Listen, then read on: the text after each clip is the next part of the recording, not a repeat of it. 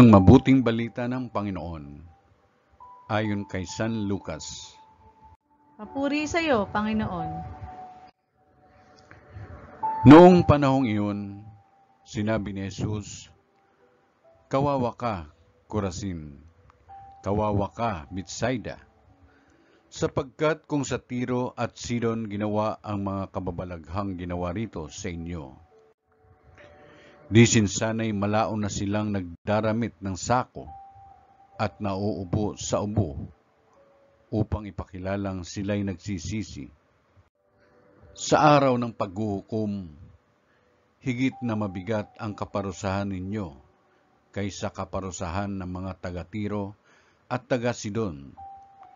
At ikaw, Kapernaum, ibig mong mataas hanggang sa langit. Ibabagsak ka sa Hades. Ang nakikinig sa inyo'y nakikinig sa akin. Ang nagtatakwil sa inyo'y nagtatakwil sa akin.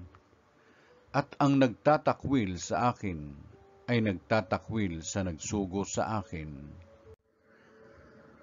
Ang mabuting balita ng Panginoon. Pinupuri ka namin, Panginoong Jesucristo.